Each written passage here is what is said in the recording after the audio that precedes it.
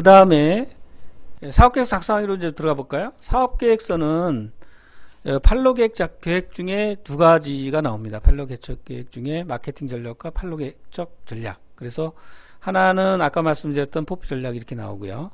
또 하나는 우리가 판로 계획적 전략에는 이렇게 국내 해외로 나눌 수 있는데 여기 중국어로 쓴 거는 그 중에 하나 정도는 직접적으로 공략할 수 있는 국가를 적는 게 좋습니다. 그래서 여기 이제 국가를 적어 놓은 거고요.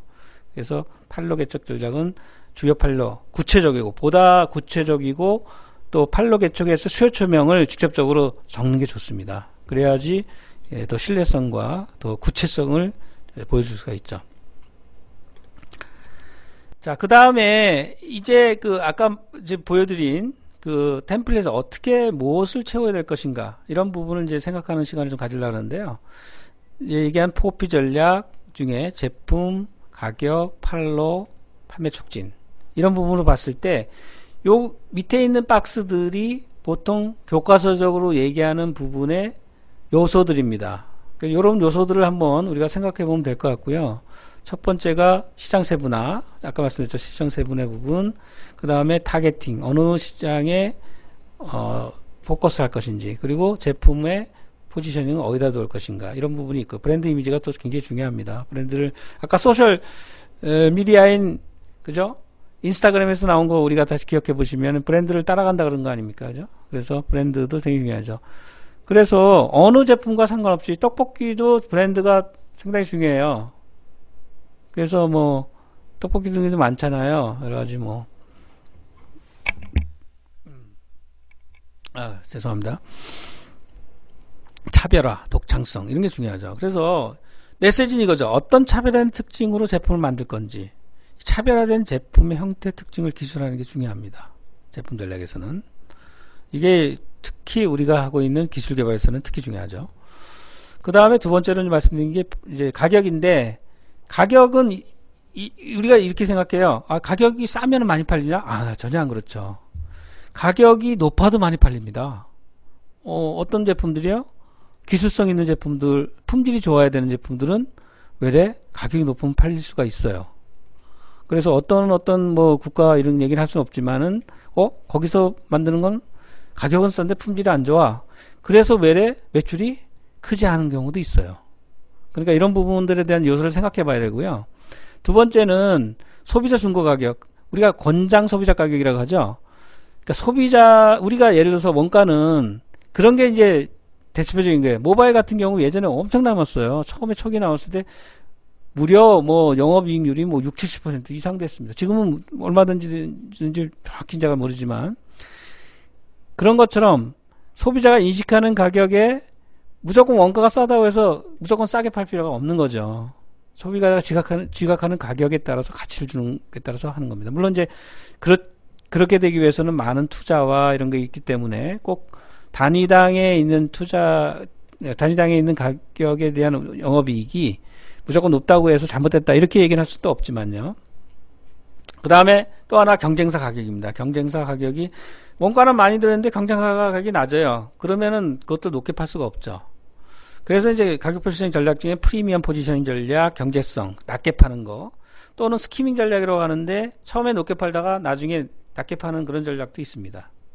그래서 어떻게 차별화된 가격 전략을 진행할 것인가 중요합니다. 이런 부분을 이제 체크를 해 주셔야 되고요. 그 다음에 세 번째로 이제 뭐 유통이라고도 하고 판매 확보 전략이라고 하는데, 이 부분은 힘겨루기예요. 사실은 쉽게 얘기하면 뭐냐면, 직영으로 팔 때, 직접 팔 때가 더 팔 수가 많은 있고 매출이 좋고 영업이익이 많이 나는 건지, 아니면 그 지역 또는 그 제품의 대리점, 총판이나 대점을 쓰는 게 더 좋은지는 항상 봐야 되는 거죠. 그래서 어떤 경우는 제가 옛날에 이제 데이터 스토리지 제품을 했는데, 그런 경우는 직접 들어가는 거와 총판을 이렇게 나눠서 합니다. 총판이 센 데에는 총판을 집어넣습니다. 그런 것 같은 거고, 유통도 설계도 마찬가지예요. 제조자부터 소비자까지의 가는 거리가 어떨 때는 에이전트를 통해서 그냥 다 맡겨주는 시장도 있고, 또 어떨 때는 도매상, 소매상까지 다 관리하는 경우도 있고, 직영하는 경우도 있습니다. 그러니까 이거는 이제 어느 게 가장 좋으냐에 따라서 틀리고요. 그래서 또 하나는 이제 차별하는 전략도 있죠. 온라인 하는 게 낫냐, 또는 뭐 지역별로 지역의 점유율을 보고 거래선 점유율, 지역에 또 센 애들이 있거든요.